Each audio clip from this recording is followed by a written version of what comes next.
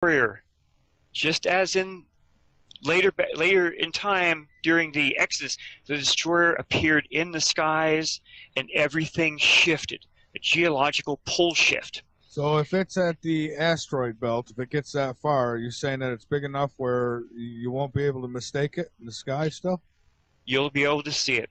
Now, why hasn't it done damage every single time it's come through? It's a fluke.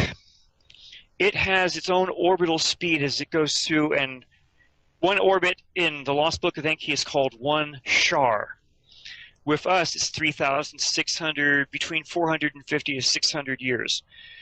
As it swings through, it has a slow enough orbit. Our orbits are fast as we go around counterclockwise around our sun. So just like Marshall Masters, he's put out several videos. If your listeners have ever gone to his site on YouTube, special videos. Okay, here's the hot shots. Okay, if we are far enough away from Nibiru when it swings through, we might hardly get any damage. But if in our orbit, if we're nearer to Nibiru as it's up there by Mars, we're going to get the bleep kicked out of us. Well, I think we would anyways, because it would probably pull a lot of crap out of that asteroid belt. It probably does. It probably has done some damage. The account back in back during the Exodus was fairly bad as it was. All of ancient Egypt was basically flooded. The Aztecs, they ran for the high hills, and only the ones that were up in the high mountains survived. Who knows what it did around the rest of the planet? It would, Solon, ancient Solon, the Greek philosopher. He went and talked to the ancient Egyptian priests, and they told him that this stuff had happened many times in their ancient history, but each time it wipes out most of the humans, and they're all put back to zero because they have to learn how to read and write again. And only the ancient Egyptians had enough knowledge and ways of keeping that knowledge that they stayed above everyone else. So, okay, yeah, all this stuff's been happening. And the accounts from Ippur and from the Kolbrin are very clear what has happened. Now we jump to about 1983, somewhere just past about 87. They're building the deep underground military bases, the DUMS, over in Norway.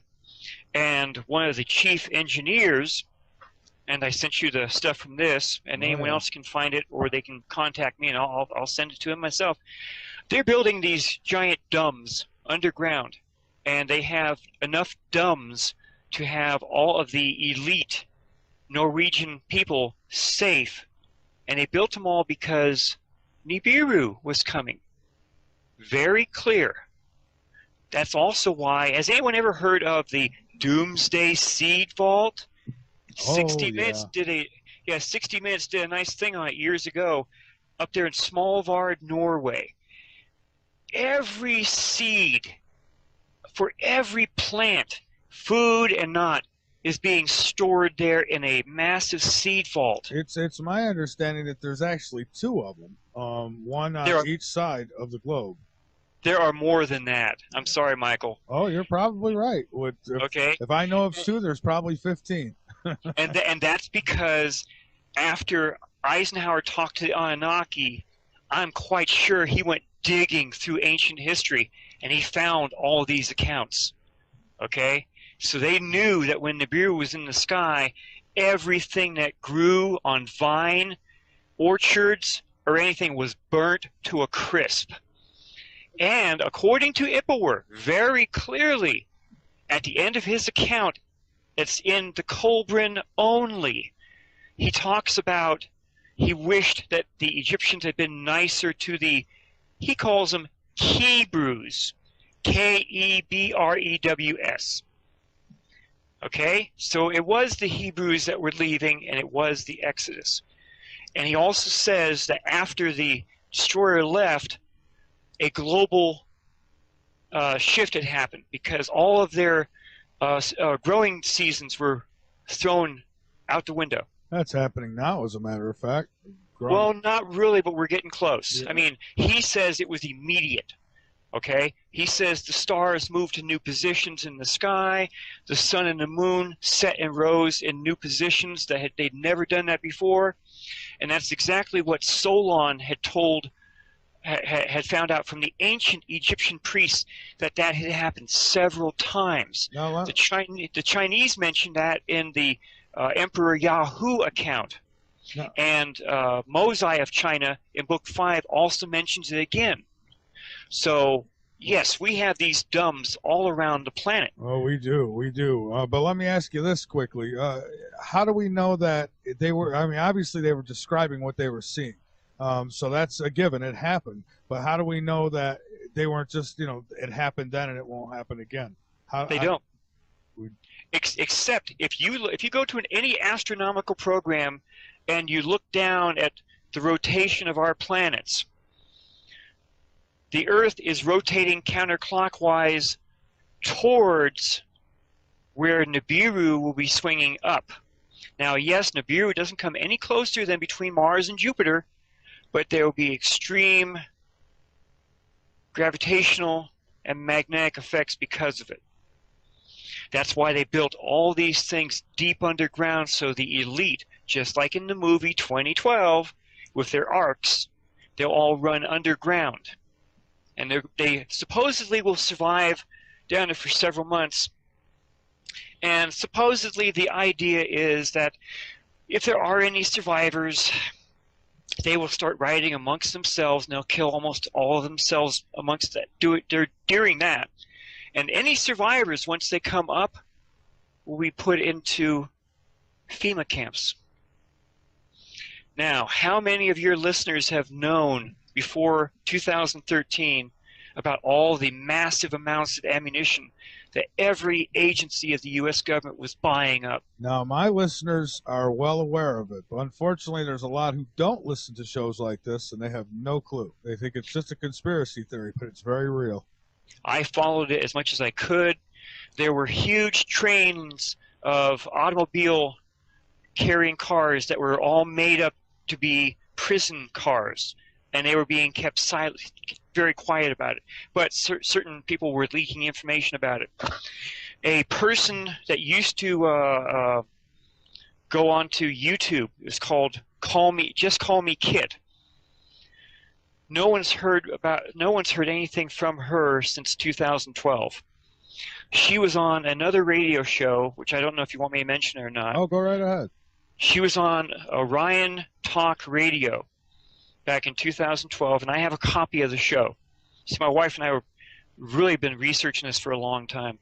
And she was talking about all the contracts that the U.S. government was putting out to quietly and quickly pull everything away from each of the 3 coastlines we have, and that the U.S. government was building 4 enormous food stations right in the middle of our country.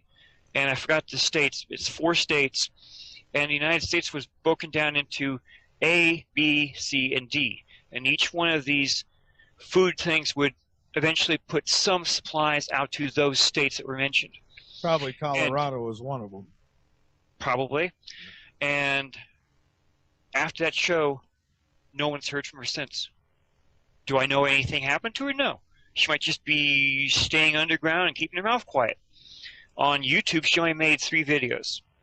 And they're still there. She's never pulled them. Her account hasn't been pulled. Okay, let's go to the remote viewing type people, like Dr. Courtney Brown. Yeah. He came out with a remote viewing study between 2008 and 2013. Now, he will very quickly kick me in the butt for not mentioning that there are a tremendous amount of time miles right up to the mountains of Kilimanjaro, if I remember correctly. Well, I know South Carolina used to be under the water because it's all sand.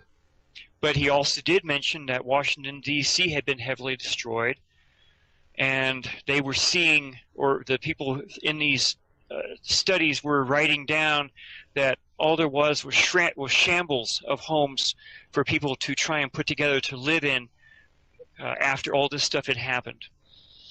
Okay. All of the predictions and prophecies told by almost everyone for almost over 2,000 years all died as of December 21st, 2012. The Aztec calendar, nothing happened this time. All the predictions and oh God, I don't know how many of those I've gone through and have read about massive water waves coming in doing this and that. It's all stopped. It all fell flat. Dr. Courtney Brown's study ended as of June 1st of 2013, when all of this stuff should have happened. But it didn't happen during this timeline. I'm going to safely say that. It didn't happen during this timeline. All the scientists have been saying for years that we were going to have massive solar storms in late 2012. The sun's been very quiet. It has. And you know, do you know why? The ETs have intervened. Now, how do I know that? Yeah, how do you know that? You see, I found out accidentally during my research. My friend said, hey, if you're going to research Nibiru, there has to be alien ships coming here. And I think these are them. And they started sending me the satellite camera images from SOHO, the Solar Observatory, stereo behind, stereo ahead, the U.S. Navy's satellite system called SECCHI, S-E-C-C-H-I. And these things had unbelievable looking things on them. What were these images that were being seen by these cameras? Now, the SOHO satellite is 4 times the distance of the Earth out in space away from the Earth. It's in a Lagrange point, and it always looks at the sun. The first images I got from there were 1998. And here's this. Nothing more than a classic flying saucer was heading straight towards the cameras. And it barely missed it. And then I started seeing these other huge images. I just couldn't make them out. And they were just massive looking things. And I had a friend, my wife and I had a friend, who said he was a photo analyst. And he worked down here in California at Moffett Field. Well, there's nothing around Moffett Field except for NASA. He never gave me his name, and he wanted to look at some of the images.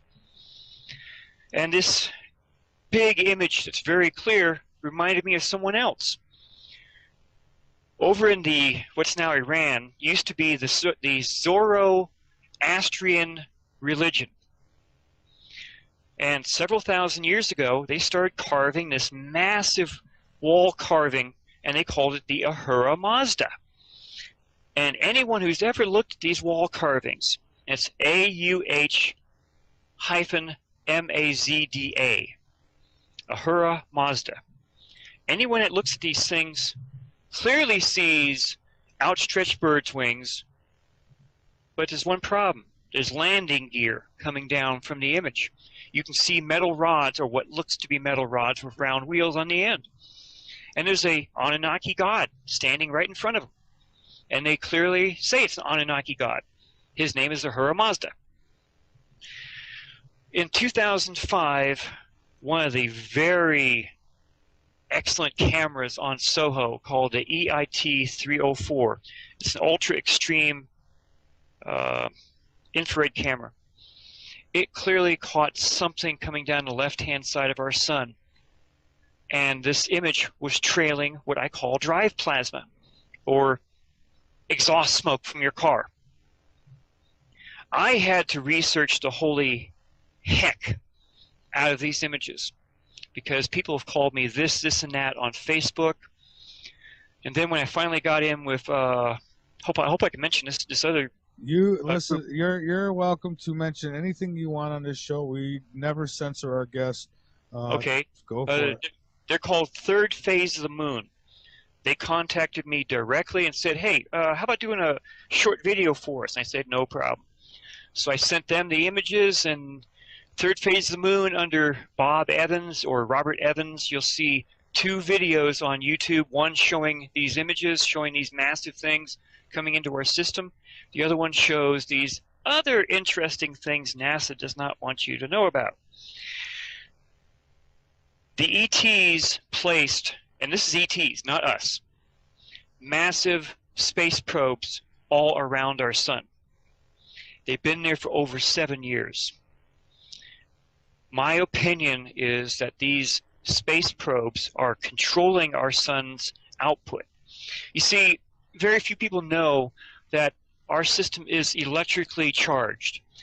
There is a wormhole, if you can call it that goes out from the sun to each one of the planets, and then from the planets to each one of the moons. This wormhole, it's the energy that's in our system is at a certain rate. Now controlling like our 12 volts, or how many amps, God knows what. So this Nemesis system has a different electrical rate. So each time it interacts with our sun, and every time Nibiru, as it comes through, it interacts with our sun, each one of the planets, it causes just holy heck here on Earth. Because the sun controls not only earthquakes, but tectonic plates on our Earth. So all the stuff that was being told by MORE back in 1558 probably was because of this interaction between our sun and the brown dwarf, Nibiru, and our sun. That's a pretty tall order now to be able to actually control the sun, isn't it? If you were that advanced, I don't think so. But ever since those things have been seen around our sun, we started having problems. And now, is this the interaction between all this stuff? I don't know. Other people say yes. We've had mass animal die-offs that continue around the planet. They went all around the world. Mass animal die-offs, this and that, even things deep underwater, all the way to everything that flies and everything that crawls or walks on the planet. We've had a higher than normal volcanic activity rate going on around the planet. We've had different volcanoes. Here in the United States, the Long Valley caldera down near Los Angeles has been really ticking up with the tremors lately. Tremors around Yellowstone? No, my mind's going blank right now. Let's just say some big volcanoes. The big park up in Montana. What's that big park? Oh, yeah, Yellowstone. Yellowstone. Yellowstone's on top of a massive caldera, which has exploded at least 3 times over the last 2-point-something billion years. It's ticking and has been ticking for a long time. The ground has actually been rising in part of Yellowstone, and the roads, the regular road you drive on, has actually been almost melted because of the underground heat. Different other volcanoes around the Earth, up in Iceland, over in the Chemketa Peninsula over there in Russia. So we have the highest volcanic rate right now. Either they're rumbling or they've already erupted. Yeah. Tectonic plate problems. That's all part of the earthquake type stuff. Let's hold off there on tectonic plates. We'll come back and we'll pick back up there. We do need to take a break. Yes. At least one more here. And I want to give a shout out to High Point Radio, who has notified me that this show has been going over live. They usually take it after the fact. And tonight we are being broadcast live across New Jersey, New York, and Pennsylvania from High Point Radio, the top of New Jersey. So hello to all of you who are listening. Now that you're hearing it live, you may just want to get addicted to us now because, Robert, we're back. We were talking the plates. Yes. Go ahead. Okay, so all that stuff is slowly happening, and who knows exactly what is actually causing it. Is it this stuff happening, or is it something else happening? I'm in there with I'm sitting right there with Zachariah Sitchin on this stuff. It is Nemesis. One of the programs I have is called AstroViewer. We've gone over this before. If this one program has the information it does, then this information has been out quietly and no one else has known about it. Plus, we have not seen one major storm on the sun since 2012. This should be an extremely powerful time because this is supposed to be the sun's hot time, and it hasn't happened. And I look at each one of the dots. I've been researching pointing directly towards these things that are all around our sun. And everything else I've researched in understanding how our system supposedly works, that points directly, in my opinion, to what the ETs are trying to have intervened and are trying to not happen. All right. And Okay, Robert, so the Vatican has known about this too. There was a most recent thing from the Vatican. Our former Pope, let's see, what was his name? Pope Benedict. He got on a German radio station a while back, and he's just riling and everything about the Catholic world, and he claimed that a group of Jesuits had infiltrated the Vatican and were pursuing what he called an alien agenda. Well, that's true. I think that's so true. Yeah, exactly. So here is Pope Benedict complaining about these Jesuits, and the only other Jesuit account came directly from Christopher Barbato, from the high-ranking Jesuit priest that came down and met with him and told him all of this stuff that's in these transcripts from the Return of Planet X with Lucas Gantamberlo. So now you have this thing. Here's this Pope. He's not the weird people, well, maybe he is the weird people, but he's not the weird people off the street just saying anything and everyone just, he's a weird guy. Here's the Pope mentioning the same things I've been talking about. Okay? Okay. So we've got that. We've got the possibility that things are slowly ramping up. I've got friends on Facebook. Dawn Hull, D-A-W-N Hull, H-U-L-L, and her friend Denise Chavez. They've been digging up all kinds of photographs that they're taking, and this isn't my first night actually trying to do this. I've been on 2 of Third Phase of Moon shows. I got on with Dr. Elias, John Elias, down in Southern California. He's part of the Third Phase of Moon, and also he's a broadcaster. Well, Robert, let me just say you're doing a fine job here tonight, and there's so much that obviously it's almost impossible to put it all in order and cover everything. We do have a call. We have Ira. Welcome aboard, Ira. You got a question for Robert? Hello, gentlemen. Yeah, I've got actually 2. First off, someone in the chat room made this statement, and I kind of wanted to bring this up. The reason why the sun might be having less of a potent impact than it is right now, just recently we had the incidents where it looked like there were ships or something that were actually sucking energy off of the sun. Could that be related? Partially, and I know what it is.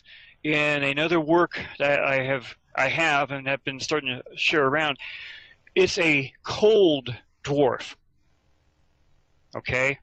NASA knows about this, so we actually have a cold dwarf that's somewhere near our sun, and several times NASA has actually caught it draining tendrils of energy away from our sun. Well, if I could intervene really quick, I actually seen an article from NASA, this was about 3 or 4, maybe 5 years ago, where they actually admitted that they had found a brown dwarf behind our sun. And, and everybody acted, well, the skeptics acted like I was crazy, but I remember, I have the article. It's in one of my files. I remember that article as well. Well, the brown dwarf, that is Nibiru. The brown dwarf is Nemesis. That's the one that actually has its own system with the 7 planets. The cold dwarf is a black dwarf, and it's hardly ever seen. Several times over the years, NASA has actually seen it zip through our system or do something. And then there was several images where there were CMEs coming off the sun, and they were just washing right over it. So you could see this black thing with these clouds of gas, everything flowing right over and around it, saying, "What the heck was that?" So that's what I know. Very interesting. I like that thought. One other, I guess, sort of maybe correlation question for you. When you were speaking about Mosai, I've read some of that stuff as well before myself. And one thing that I thought was interesting correlation-wise is the timing of things. The person Mosai could equal Moses, and the 5 books could equal the first 5 books of the Bible that were supposedly written by Moses. Perhaps there's a correlation or a tie-in between the two there, as well as the Akhmos incident or idea from Egypt as well, that this one person kind of is maybe either the same person interacting with everything, or that there's like the same idea that keeps getting passed on to people as a cycle, or like your classic hero story, that he's like this classic hero that people have in their mind like an archetype. I'll go ahead and let you go. I just wanted to get those questions in. Thank you so much for all the info tonight. All right. Thank you, Ira. Go ahead, Robert. Yeah, I'm trying to think of exactly where I was now. So the gentleman that was just on there, that's a possibility. Everything I've been told from different people I've talked to, Enki was actually the Ahura Mazda with the Zoroastrian religion. And that's why him and his ship are actually carved onto these different things showing him. Okay, when I did the show down with Dr. Elias handed me over to Ivy West. She has a radio show over in Hawaii called something on the wind right now. Sorry, Ivy, but I was on a couple of her shows, and then she passed me off to another friend, and my mind is starting to go blank. I'm going to get my butt kicked here somewhere. Yeah, well, these things happen. Lorian Fenton. She's one of the MUFON directors here in Petaluma, California. And she liked what she saw, and she had me speak at UFOCon 213 here in San Jose. So I actually, for the first time, was able to put all this stuff in front of everyone and get them to see some of this stuff. I've had a lot more research since then, so I've been on several more shows, and honored to be on your show tonight. As much as I can tell, this stuff is real. It is real. The ships that are seen flying into our system, some of these ships are actually caught as they come out of what I call warp. There's a massive flash, and zoom, here's this massive thing coming right out of this big T type thing. Some of those images are on my webpage. Now, some of the guys at MUFON said, no, you're getting this all wrong, Bob. That's actually cosmic ray splashes and cosmic ray this and cosmic ray that. And I went right back to NASA, and I went through everything they had. Not only would the images be all just inhibited by little tiny white dots, but you wouldn't even be able to see the images. And the images I have are perfectly clean. There's no cosmic ray anything. SOHO, the engineers have been working since 1998 to fix every single glitch that they had found in the images and in the camera systems. And they fixed every glitch going from 1998 to 2012. And these images are still being seen. Yeah. And these ships are being seen firing their main weapons at stuff. Now that I could say I've seen that. I've seen convincing. I mean, I wasn't there. I wasn't up there in the ship, so I don't know. But I have seen pretty convincing video of that, where these big ships are up there and they're shooting at each other. And I mean, no. Sorry, I don't mean to step on you there. I don't think they're shooting at each other. They might be. Maybe that's the original Star Wars idea that Reagan had, because he should have known about this stuff. But the beams coming out of them, they're hitting things that cannot be registered by our cameras. So either they have a cloaking device around them, maybe they are another ship, or maybe they're just asteroids and space stuff that should have hit the Earth by now. See, Dr. Courtney Brown and his stuff, they said we should have been hit by all these massive things. And only one thing got in close, and that was that one that exploded over Russia a while back. And too many people looking at the images actually saw some kind of a UFO firing at it. Okay. I've watched the video of that, and it was pretty fascinating video. But and I tried to see. I've seen where people said, "Look, there's a UFO that come in and blew it up." But I'm not saying it's not there. Just because you don't see it, don't mean it isn't there. But I haven't seen that. Well, when you follow the dots like I have, either accidentally or intentionally, that's the ETs. They're intervening. I wish they'd They pick don't. up. They don't want the advanced humans that are now here to be lost because of their own planet's work. Then I wish those who are in communication with these ETs would tell them about Fukushima and to ask them if they could like airborne that and just take it off the planet for us. That would be Well, there's a lot of people that are talking about that. That we're actually going to be going into a new cycle of a higher resonance type things. People that say they have contact with aliens, and this is what led me in with Dr. Sasha Lesson and with his wife Janet Lesson. I've been on their show many times now, and that's actually been dragging out all the things with the Anunnaki. Some of their guests were just fantastic. They knew all the stuff I had no way of knowing, and it started filling in the holes here and there. And then I heard your show. One of my friends pointed me right to your show with Bob Fletcher, and his information was just fantastic. I had some stuff that he didn't know about, and he had a whole hell of a lot of stuff I didn't know about. So everything tells me that, yes, this is still going on. A military friend of mine, which I'd shown these images to a while back, can't tell you what rank or whatever, he had the images looked at, and they put them under some kind of a scope or something, and they looked at the ones that were actually firing their main weapons. And the main weapon, according to him, it went right off the scale. They couldn't tell me how much power they were actually seeing in it. There's a certain type of stuff that they do during 2012, almost 2013, he bugged out and disappeared with his wife and family. He came back here a little while ago and he said, "You still got that stuff?" I said, "Yes." "You still talking about it?" "Yes."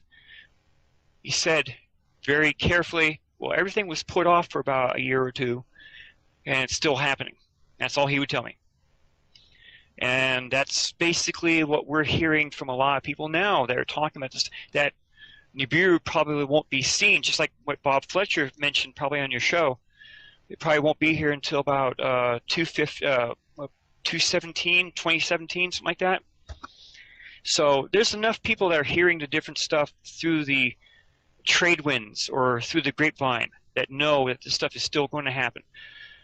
So now, what do we say to all the people beforehand who claimed that they had Navy intelligence and that it was coming in 2012 and it was going to come in 2003? One woman said she was in contact with the ETs, and you know, and I'm with you. I believe there's something up there. I believe that it's real. There's enough evidence to point towards this at least happened in the past. So I'm not going to just brush it off. But what does upset me are those people who've come on years ago, and they've keep giving times. Oh, it's going to be here in 2003. It's going to be here in 2006, and it never happens, and it always gets pushed off. And I like I was telling you off air, I think that that's purposely done to discredit it all. that's a good possibility. All the indications I found during my research all pointed around 2012, 2013. Now, I've been reading so many different things, I can't even tell you how much I've had to read during this time, and watching other videos that have basically been given an answer for some stuff you just mentioned. Another person on YouTube is Captain Mike and Mithy. Mithy, it's Atlantic OBR on YouTube. I've been following his work for years now, and his stuff is pretty interesting, and he's actually touched right on a lot of stuff that I've been hearing from other parts. He also touched on some work that was done by a seer, a person that does seances and stuff like that. Mm-hmm. This person actually created several images, and it was all from interdimensional contacts. Believe it or not, interdimensional contacts. Now, I sent you those images. I think they were floating around on your chat room tonight. Those images clearly show two systems interacting. The person called a binary system. well, a brown dwarf doesn't count as a binary. It counts only as a companion brown dwarf to our sun, and it clearly shows so many planets orbiting around. And one of I think I sent you 4 images. 3 of them that show the planets in different locations around as they rotate around, and one that shows 2 of them separately. Yeah, the separate one shows, I think, almost 7 planets, which is exactly what I'm told is in the Nemesis system. It matches up with the leaked information from 2009 showing the 6 planets part of the Nemesis system, which matches up with the DSS image black and white showing 5 planets orbiting around nothing, which also matches up with the Astro Viewer images showing Sedna orbiting around a huge orbit with our system down at the bottom, closer towards the bottom part of the orbit, just as what was seen in Nemesis with our sun. There was a TV show a while back talking about that. I'm trying to remember the exact name for it now. Hold on a second. So, I'm not making this stuff up. Other people have said this is exactly how a brown dwarf would have a much larger system than our system because they were able to float out further and further away. But because of the orbit of the brown dwarf around our system, it keeps it out that far. And this is exactly how it would be. It's, the images from Soho and stuff, I don't have the knowledge to even try to Photoshop those things, but they were Photoshopped. I mean, they were not Photoshopped. They're all very clear, okay? Let's see if I can snag that real fast. That way I know exactly, I can tell your people exactly which one to look for. I don't have any PhDs, okay? That's why I like you. Yeah, but, the only thing I have is the completion of a reserve officer's training class. All of this other stuff is the road of hard knocks. I've had to go out there and physically research this stuff, go through God knows how many websites on the internet, do this, do that, accidentally jump in with this other group because it was part of this and they talked about it and I got images from them. Just one thing after the other. All of my research, see, I don't get paid for any of this, just like you and your radio show here. I don't get paid for any of this stuff. I don't have any type of title coming towards me for doing this. I've actually lost 2 desktop computers and 15 laptop hard drives because of virus attacks that tried to knock me off the air. I've had to burn everything very quickly, so I have everything all this time. These images are real, just as Robert Fletcher said during his show here. This stuff is real. So whether the people want to understand it or believe it, it's entirely up to them. Some people want to go home, get to dinner, have something to drink, go to bed. They don't want to worry about everything else. No, they want to watch Dancing with the Stars and, get on and play Candy Crush and all that good stuff. Exactly. But when something happens, they're the first ones to say, how come we never were told about this stuff? How come we weren't told about these massive ships coming into our system using warp drive or wormholes? And by the way, these ships are about the size of our planet. Or some man in a robe tells them, well, don't be alarmed, they're just fallen angels. Exactly. Or, some religion says this, some religion says that, predictions here, prophecies there. Nostradamus even talked about this stuff.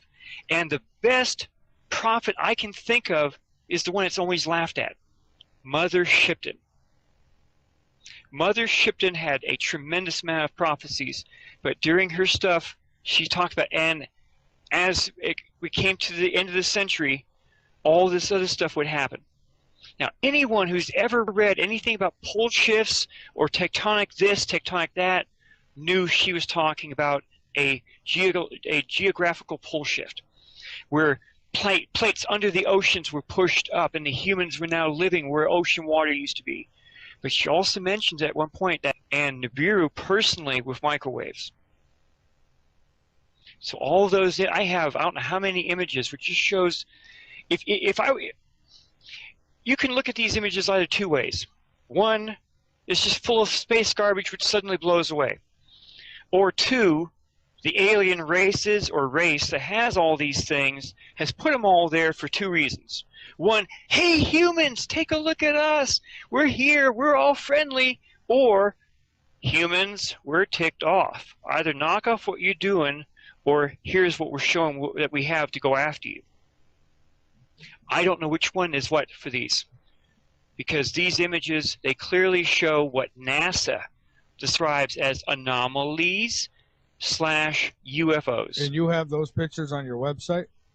No, I have only 20 of over 3,000 images on my website. I will be putting these images up on my website. I will send you some of these images. That way you can show them in your chat room to other people that want to see the stuff. I appreciate that. Thank you. Yeah, I love to put the pictures up. I like people to be able to follow what we're talking about. So thank you. And these are all perfectly clear. There's nothing in the problem with the images except for showing the anomaly.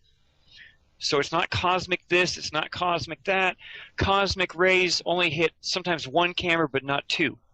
They can't hit two cameras. And in that one set of images, I've got two cameras showing the same images. Well, you know, they did announce not long ago that they did find that there was, like, I guess another system of planets with a sun, maybe even. I don't think they've seen the sun or found the sun, but they believe it's there, just outside of our solar system. They said just beyond Pluto. And that's where Nemesis is. Oh, so that's our Nemesis. Now, why would they even tell us about that? I mean, aren't they afraid we're going to start trying to, I don't know, we can't zoom in. The powers that be think we're all stupid idiots, that we haven't learned anything from what they wanted us to learn. Okay? Here's another person, Colonel Philip Corso. He had a book years ago called The Day After Roswell. He, in that book, tells of how he worked at the Pentagon with alien technology or foreign technology, and how he used the stuff which they had gotten from the wrecks outside of Roswell and placed them with different companies to have them build infrared technology, fiber optics, this and that, and this and that. And they found out that the Russians were also using some of the same technology, either directly from us or from ships that had crashed over there in Russia. So it was a big game between the Russians and us.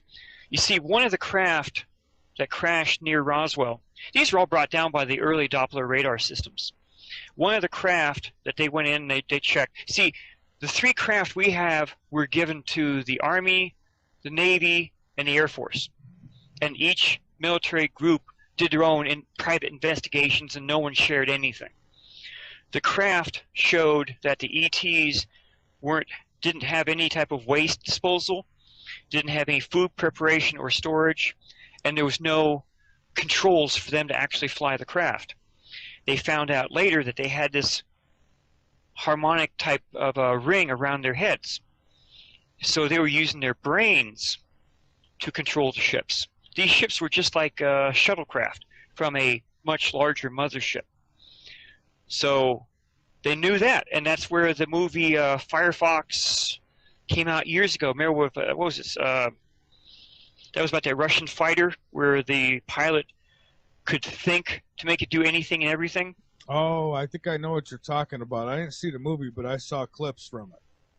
That's where that idea came from. Well, somebody had told me once, I forget who it was, someone who was supposed to have knowledge, and said that they control these crafts with their minds. Yes. The Russians have been working on the same type of stuff for their fighter pilots, just like we have been doing the same thing. Okay, here's Hollywood's leaks for you. The movie Independence Day, ID4. You not only find out about the president being taken out of the loop for ever hearing about Area 51 or the alien stuff, okay? And here come the aliens and do all their nice stuff, and that one guy, he has to kick their butts and take care of it. The next movie was Deep Impact, and that was supposed to be where that asteroid was coming in, and that TV announcer accidentally stumbles into it, and it was called there was a name for it, and she finds out accidentally that the president had been hiding money because they were building these deep underground military bases, which could only take about 2,000 people from each, and each country was building their own. Yeah. Okay, and then you've got Battle LA, and that's with the United States Marine Corps. They were worried about stuff coming into our system like asteroids. Well, you know, you think back to Elenin, the comet Elenin that was supposed to have come through a little while back. We started doing research on that one, and NASA wasn't doing any of the close-up images. They were leaving it all to amateur astronomers. So as Elenin got closer and closer, it started looking weirder and weirder. Then the Russians came out with an article saying that Elenin wasn't a comet at all, and it was in direct communications with a Jupiter-sized planet that was following behind it. Okay, does that give you any idea here? So we started checking into the photographs even further, and they started looking even weirder and weirder. Then the Chinese came out with an article saying that there were UFOs piggybacking on this Jupiter, on Elenin. So we just jumped right in there and enlarged those images up. And guess what? Elenin had a huge sack on its back, and that sack had all kinds of huge things in it. And the sack was actually protected by some kind of a electronic field or electrical field. And I have the images to show it. And as it was coming in closer and closer to the ecliptic of our system, everyone was saying it was supposed to explode because of the energy difference between in our system and where it was coming from. But it didn't. At some point, all the stuff that was on the back shifted to both the left flank and right flank, and was clearly being picked up by astronomers down in Australia. Yeah, and I'll tell you something else. Bob Fletcher, the guest I had on the show last week, he has some fascinating pictures on his website of these underground bases, and they're not. I wouldn't even call them underground bases. They're underground cities. Yes. Yeah, they're entire cities, and these things are real. Yes, I know they are real. I've seen plenty enough. The stuff from the Norwegian person that turned politician to all the other stuff, they're real. Several years ago, a lot of the caves that were under the United States control here in the United States were all being blocked up, so people couldn't go into them. They said, well, we just have to keep you from going in there. And that's been mentioned many other times. The ammunition, the guns, the stuff that was being bought up in massive amounts that are probably still being bought up. It's all meant for the survivors. And then suddenly all the predictions fell flat right in their faces about what this is all supposed to be doing. I'm quite sure a lot of your listeners know about the Georgia Guidestones. Oh yeah, they're not that far away from me either. I'm in Columbia, South Carolina. I'm only probably, I don't know, three hours away from them. Well, the Georgia Guidestones talked very clearly about a massive depopulation, which fits in with everything I've been telling you and your listeners tonight. Yeah, you tell me how those big-ass stones get put in place and nobody knows where they came from. Come on. And in text, all around, all of them, in every known language, are put a basic 10 commandments. Except for Japanese, right? Isn't Japanese missing? They're all there. Japanese as far as I understand, they're all there. Every known language here on the planet.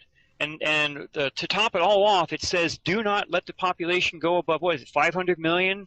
Oh, yeah, they want 3/4 of the population wiped out. And, so exactly. It'll be the elites and whoever they decide to keep around to be their little slaves. But and have you or your listeners heard about the chemtrails by any chance? Good Lord, heard of them. I live in them. They're all over the place here. I have a lab report going back to 2006, 2007 that they took samples over in Italy and in Texas, and they had them highly checked into. I'm Have being. you ever heard anything called Morgellons disease? I have, but I'm being yelled at by listeners who want to know. I guess apparently I didn't let you finish. A sack full of what on Comet Element? The stuff they've been spraying up there, at least back as early as 2006, 2007, had all the stuff to create all that. And I have all the images. They're still on the website. Okay. I'll send you a copy of that. A friend of mine who was also a friend of both my wife and myself, who also said he was a remote viewer, said, and this was his idea that he saw in remote viewing, that all this stuff being sprayed around was being inhaled by everyone on the planet. And he saw that the HARP facilities interacting on certain frequencies would cause those things to interact with our bodies. And they would actually have the survivors under their control. Not my idea, not my way of thinking. This was a guy, I think he's still alive, but he was having a hard time at the end. This was a guy who saw, and he wouldn't tell me exactly what would happen or tell my wife. But that's what he said would happen. That's why all the coffins were built and buried near the FEMA camps. I mean, they ordered and paid for and had built millions upon millions of coffins that can hold 2 or 3 people. And they're all buried near the FEMA camps where they can easily be dug up to put bodies in. So they've been, the powers that be, at least here in the United States and possibly Canada, they've been thinking that something truly massive was going to happen, not only here but elsewhere. But all those ideas appear to have fallen flat in their faces as of 2013. Then we got this Ebola problem. Ebola has never come into this country before. I can't think of ever hearing about it here in this country. And we've seen plenty of nice movies. There was that nice one with Dustin Hoffman a while back called Outbreak, with Ebola up there, I guess in Oregon or Washington or Northern California. Yeah. So this stuff, they've known. That was one of the things I've known for a while, is that, yes, the powers that be knew that we would probably freak out, just like in War of the Worlds back in, 1938, 39? So they started a program to desensitize? To educate the people. And this program started off with movies, books, TV shows, other types of stuff. What was one of the big movies back in the mid-1950s? Oh, you got When me Worlds Collide. When a weird planet comes through our solar system all by itself, and it causes all this damage on the Earth, and the humans have to build rocket ships to fly to that thing because it destroyed the Earth. Well, I'll tell you where else I seen something like this. Smallville, which is a Superman series that used to run on TV. In the last episode, there was this big red. It looked just like a Planet X, like you see the pictures coming in.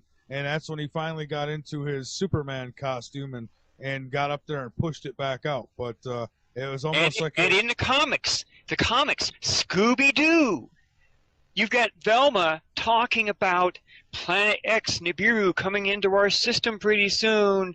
Anyone can find that on YouTube. And it's just one of the weirdest things. I'm going to look for that. Why are you talking about this? I didn't know she said that. Now I got to see that. Yeah, and then Star Trek, the brand new Star Treks, the second Star Trek movie, the Starship Enterprise actually goes to Nibiru. Really? Yeah. Now, which one is this? Because I want to see that too. That's the second movie. This is the early Star Trek when Spock and Kirk were just like ensigns or something. So I'm quite sure a lot of your listeners know about it. It's the second Star Trek. And they actually say we're heading to Nibiru?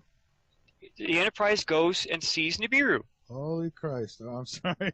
I Okay, gotta see that. so you've had Hollywood and different stories talking about this to educate the population, because if they had sat down back then, only a handful would welcome. The other ones would all want to lynch them. Now, if they sit down, a good number of us would welcome them, with very few wanting to lynch them. And that's because of all the TV shows and all the books. Star Trek Next Generation, Star Trek Deep Space Nine, Star Trek, the other one with the, I can't think of his name right now. So I'm looking at these images on Soho from NASA, and I'm calling that thing just came out of warp. Here's another one was coming directly out of warp. It's firing its main phasers. I don't know how many images I have of these things firing these massive beams at something. Okay? So I've been educated accidentally or directly because of this learning curve that they wanted us to have. Okay, Robert, we are almost out of time. We've got about another minute to go here, so I want to give. That, yes. Oh wow, we got a lot more to talk about, so we're gonna have you back. But tell people where they could go, website-wise, and thank you so much for being a guest. Like I say, we've got to do a part 2 on this. No problem. It's an honor for me even being here to tell your listeners. They can go to my webpage, which is starshipsaroundthesun.com. And they can see some of there's at least 20 images right there they can actually see, and they can see all the other shows I've been on. I'll have this one up there real soon. I'm also on Facebook, Robert H. Evans Jr., and I stay right on top of this stuff with other people.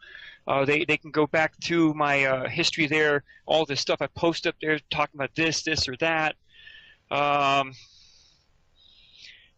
That's about I'm not too sure about giving out an email. I'll leave that to you as your decision. Okay, well, I'll tell you what. If they could get to your website and they want to contact you, are you on Facebook? Yes, I am. Okay, well, then they can contact you on Facebook. And how do they do that? Just a Facebook personal message type thing.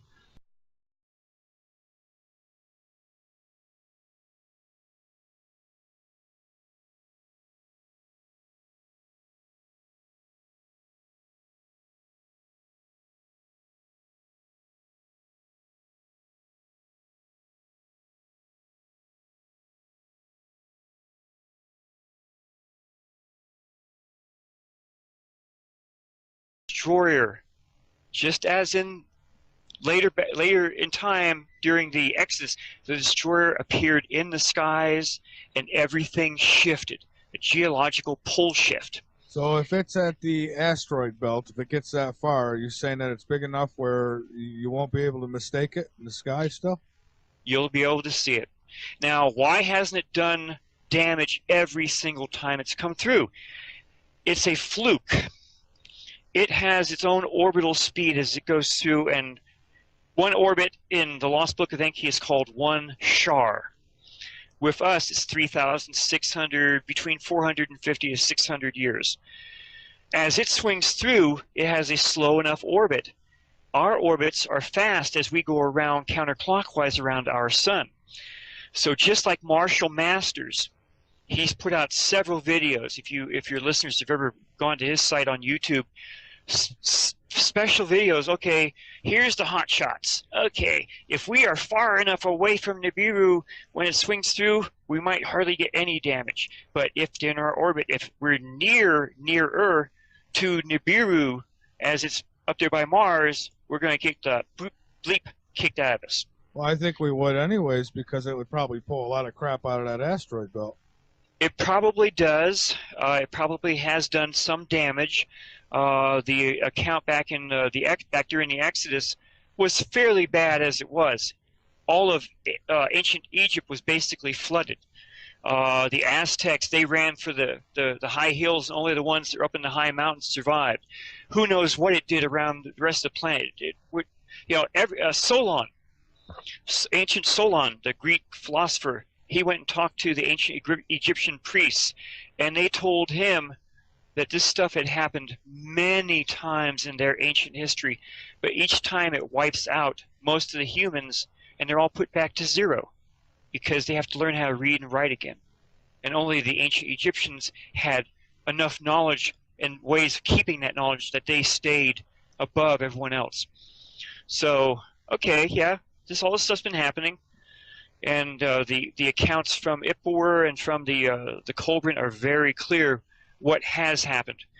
Now we jump to about 1983, somewhere just past that, about 87.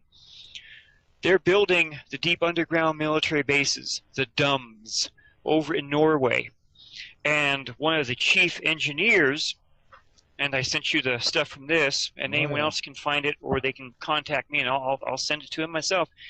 They're building these giant DUMS underground, and they have enough DUMS to have all of the elite Norwegian people safe. And they built them all because Nibiru was coming. Very clear. That's also why, has anyone ever heard of the Doomsday Seed Vault? 60 Minutes did a 60 Minutes did a nice thing on it years ago up there in Svalbard, Norway. Every seed for every plant, food and not, is being stored there in a massive seed vault. It's my understanding that there's actually two of them, one on each side of the globe. There are more than that. I'm sorry, Michael. Oh, you're probably right. Okay. If I know of two, there's probably 15. and that's because after Eisenhower talked to the Anunnaki, I'm quite sure he went digging through ancient history, and he found all these accounts. Okay? So they knew that when Nibiru was in the sky, everything that grew on vine, orchards, or anything was burnt to a crisp. And according to IPWR, very clearly, at the end of his account, it's in the Kolbrin only, he talks about he wished that the Egyptians had been nicer to the, he calls them Hebrews, K-E-B-R-E-W-S. Okay, so it was the Hebrews that were leaving, and it was the Exodus. And he also says that after the destroyer left, a global shift had happened because all of their growing seasons were thrown out the window. That's happening now, as a matter of fact. Well, not really, but we're getting close. Yeah. I mean, he says it was immediate. Okay, he says the stars moved to new positions in the sky, the sun and the moon set and rose in new positions that they'd never done that before, and that's exactly what Solon had had found out from the ancient Egyptian priests, that had happened several times. No, the Chinese mentioned that in the Emperor Yahoo account, and Mosai of China in Book 5 also mentions it again.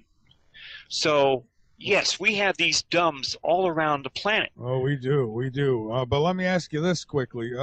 How do we know that they were, I mean, obviously they were describing what they were seeing. So that's a given. It happened. But how do we know that they weren't just, it happened then and it won't happen again? They don't. Except if you go to any astronomical program and you look down at the rotation of our planets, the Earth is rotating counterclockwise towards where Nibiru will be swinging up. Now, yes, Nibiru doesn't come any closer than between Mars and Jupiter, but there will be extreme gravitational and magnetic effects because of it. That's why they built all these things deep underground, so the elite, just like in the movie 2012, with their arcs, they'll all run underground. And they supposedly will survive down there for several months. And supposedly the idea is that if there are any survivors, they will start rioting amongst themselves, and they'll kill almost all of themselves amongst that. During that. And any survivors, once they come up, will be put into FEMA camps.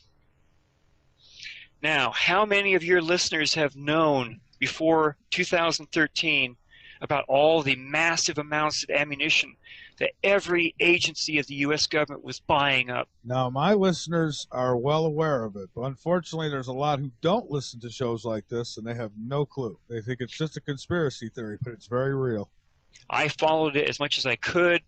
there were huge trains of automobile carrying cars that were all made up to be prison cars, and they were being kept silent, very quiet about it. But certain people were leaking information about it. A person that used to go onto YouTube, it was called Just Call Me Kit. No one's heard anything from her since 2012. She was on another radio show, which I don't know if you want me to mention it or not. Oh, go right ahead. She was on Orion Talk Radio back in 2012, and I have a copy of the show. See, my wife and I have really been researching this for a long time. And she was talking about all the contracts that the U.S. government was putting out to quietly and quickly pull everything away from each of the 3 coastlines we have, and that the U.S. government was building 4 enormous food stations right in the middle of our country. And I forgot the states. It's 4 states, and the United States was broken down into A, B, C, and D. And each one of these food things would eventually put some supplies out to those states that were mentioned.